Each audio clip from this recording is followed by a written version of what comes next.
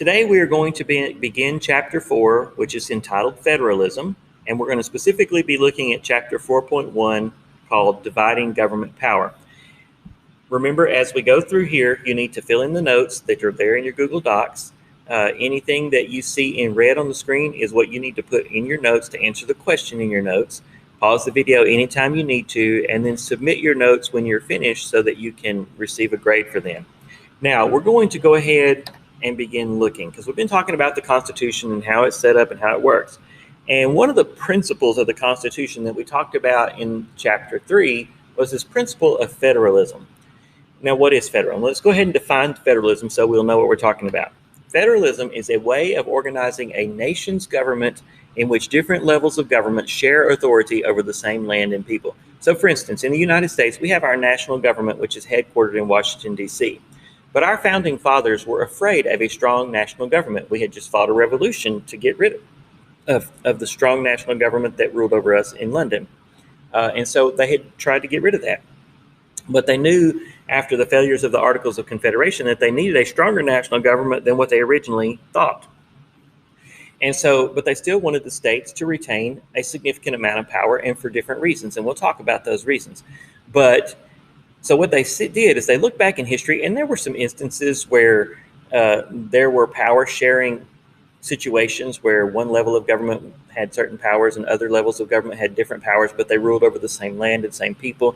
But what they came up with, what our founders came up with, was a little bit different than anything else that had ever been seen. And really, there's not much else in the world that's like it.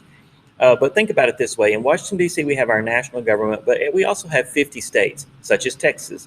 And each of those states has their own capital, has their own government, has their own way of doing things, and their own authorities. The national government has certain authorities. The state governments have certain authorities. And so that's kind of the way it works. There are certain things that they share, but we're going to continue to look at that as we go through this lesson today.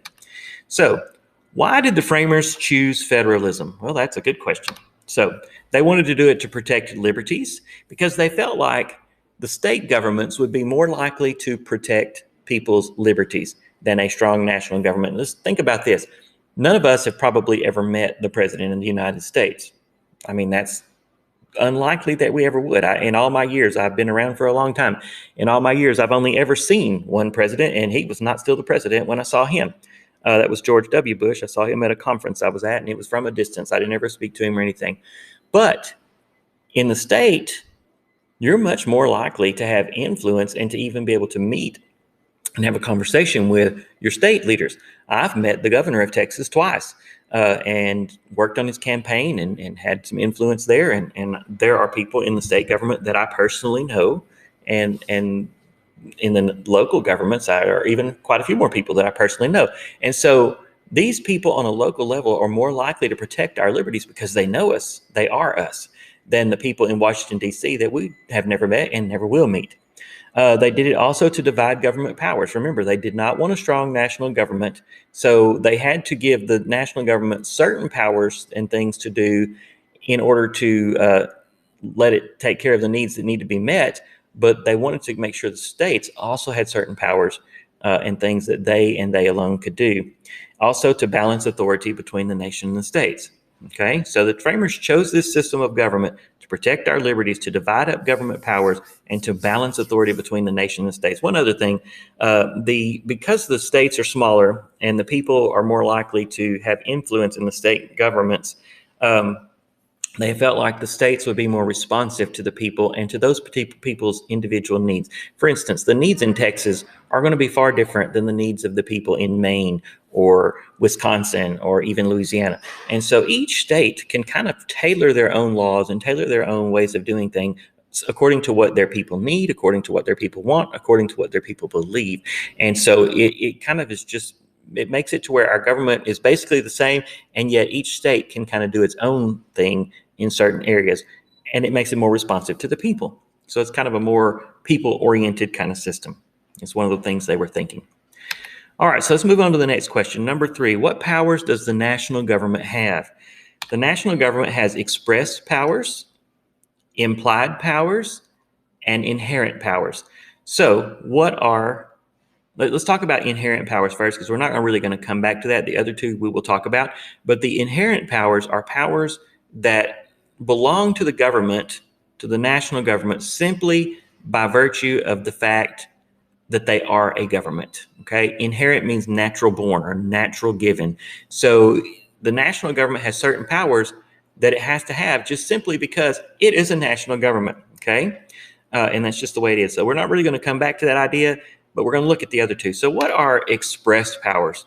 Expressed powers are powers that the Constitution specifically assigns to each branch of the national government. So for instance, in the executive branch, which is the president and the vice president, there is an expressed power that says that the president can veto a bill that has been passed by Congress.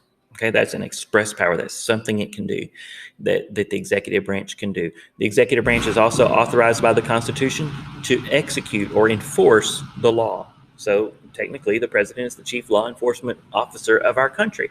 The president has specific expressed power to appoint federal judges, ambassadors, and other government officials. So those are powers that the Constitution specifically assigns to the executive branch. The legislative branch, they have the business of making laws. They can override vetoes if they need to. The Senate, which is part of the legislative branch, approves or disapproves of the president's appointees to the courts and to ambassadorships and other officials. Those are powers that are explicitly stated in the Constitution, so they're expressed powers, okay? Now, implied powers are powers that are necessary and proper. In other words, the Constitution gives the Congress and other branches of government these express powers, these things that they can do. It lists out things that they can do. And then it says, and any other laws that are necessary and proper for carrying out those laws, okay? In other words, if Congress can, and this has been something that has been debated in our country and was debated for the first several decades of our country, because the Constitution says that Congress can lay and collect taxes. Well, where are they going to put that money? How are they going to do that?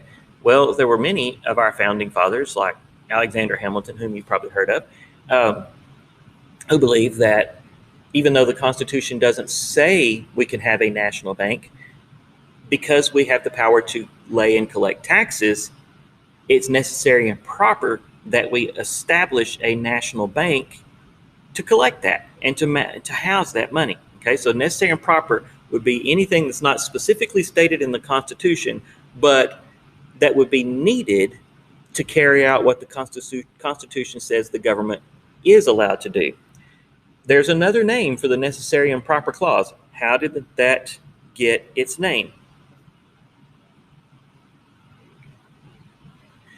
That name is the elastic clause. So the necessary and proper clause is also called the elastic clause, and it's called that because it's been used to stretch congressional powers. So sometimes Congress will take on powers that are not specifically stated in the Constitution, and they'll say, well, it's necessary and proper to fulfill the duties we have been given, but maybe it's kind of not clear how that works, and so it's kind of like becomes like elastic, like on sweatpants, where it stretches out the band as much as it possibly can be.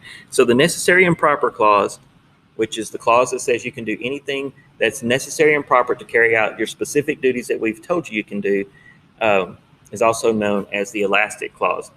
What is the connection between expressed powers, what the Constitution says the government can do, and implied powers? Well, implied powers are logically suggested by express powers and are necessary for carrying out express powers. Basically, that just restates what I've been saying. All right, so let's move on to number 4. What powers do state governments have? They have what are called reserved powers.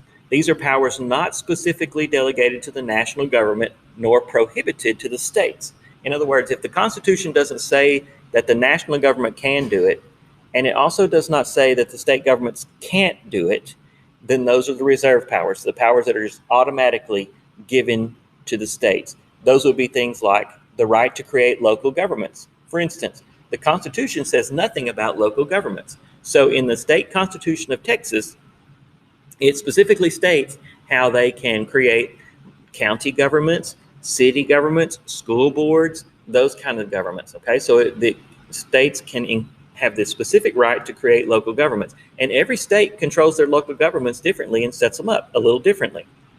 If you go to California, the way their counties and their cities are run it's a little different than the way they are here in Texas. The states also have the reserve power to control public school systems. They conduct elections, and that's something that's kind of interesting. The national government, when they were framing the Constitution, they couldn't agree on things about how to run the elections, so they left the election laws up to the states, which is kind of interesting. So for the first 100 years or so of our country, states often ran elections in vastly different ways than other states, and that's just the way it was in the Constitution. Things have changed somewhat now, but that's how it was. So basically, we call the powers that the state governments have reserved powers. Okay. Number 5, what powers are shared by both the national and the state government? So these are what you call concurrent powers, things that they both can do. National government can do some things, the state governments can do other things, but there are some things they both do. For instance, collect taxes. So in Texas, we don't have an income tax, but we do have sales tax, that's run by the state. We have property tax, which is not necessarily a state tax, but it's a local tax. So the state and local governments collect taxes, but the national government collects taxes also. It does that through the income tax and through tariffs on goods that are imported into our country. So both levels of government can collect taxes. Both levels of government can establish courts. The Constitution only establishes the Supreme Court and then tells the Congress, which is one of their express powers, that they can create any lower courts that are necessary to help out the Supreme Court.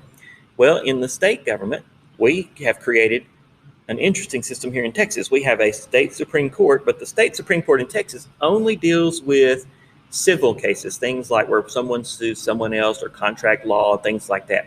But we also have a state court of criminal appeals, which basically is like our Supreme Court, but it's only for criminal cases. So in Texas, we divided that up into 2 different courts that are the same level but deal with different kinds of cases.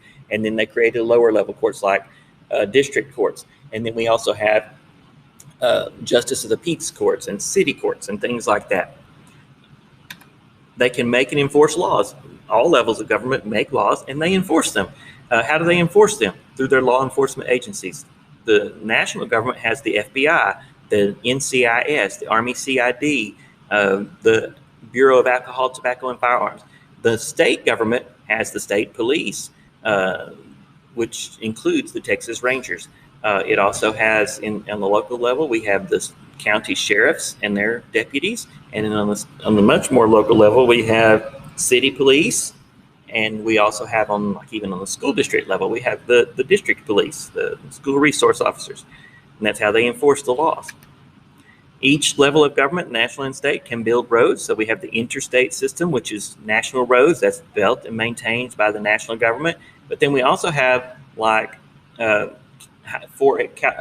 Road 488, which is the county road I live on. That is run by the county. And so the county funds and maintains that. Then you have State Highway 27, which goes as Farm to Market. It's not State Highway, Farm to Market 27, which goes from Fairfield to Wortham in that way.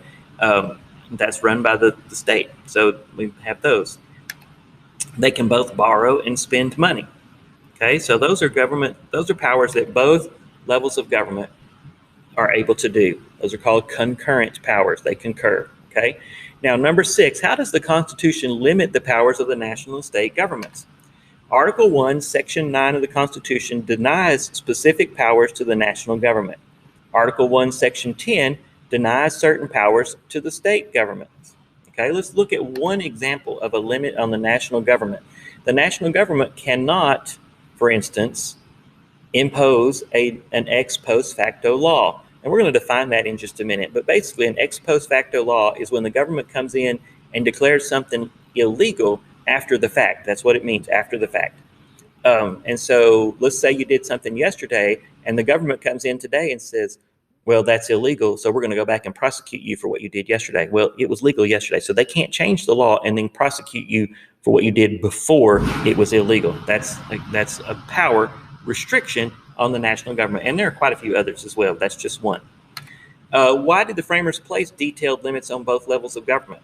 Well, they wanted to prevent tyranny, which is where they would just rule over us with no regard for our liberties or anything like that. and to protect our individual liberties. What is an ex post facto law? It's a law made after the fact. That's what ex post facto means, after the fact. It allows a person to be convicted for an offense that was not a crime at the time it was committed. There are other restrictions, like they can't pass a bill of attainder. A bill of attainder would say, well, we're just going to imprison so-and-so because we don't like them. Okay, so you can't do that. They can't deny a person their habeas corpus. That means that when a person is arrested, they have to be either charged with a crime and appear before a judge within a certain amount of time, usually it's 72 hours, or they have to be dismissed. They cannot just arrest someone and hold them indefinitely waiting to charge them. They have to charge them, bring them before a judge within 72 hours, or they're violating the Constitution. Okay, let's go on. Number 7. I forgot to put the number on this one, didn't I? How does the Constitution guide the relationships between the nation and the 50 states? The national government must guarantee a Republican form of government to all states. Basically, every state has to have a representative government in their state, and the national government has to ensure that. So if Texas decided it wanted to get rid of our legislature and governor and just set up a king of Texas, we can't do that. The national government, according to the Constitution, must treat all states as equal.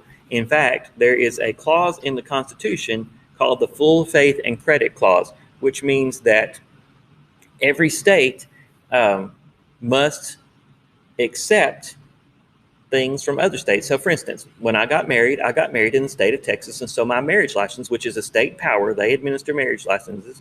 My marriage license is from the state of Texas. But if I move to Louisiana, they have to recognize my state marriage license in Texas. I have a driver's license in Texas. If I drive to Illinois, then Illinois has to recognize my Texas driver's license while I'm there driving. So they have to be treated equal in that way. They also cannot tax one state and not tax another. They have to tax everything equally. So all states must be treated equally, and they cannot just randomly split up a state or change the state boundaries. So if the national government just decided Texas was too big and needed to split it up and they passed a law to do it, that's unconstitutional. They can't do that. There are other things as well, but those are the main things you need to know. Make sure you submit your notes for a grade, and if you have any questions, please be sure to let me know. Hope you have a good day today.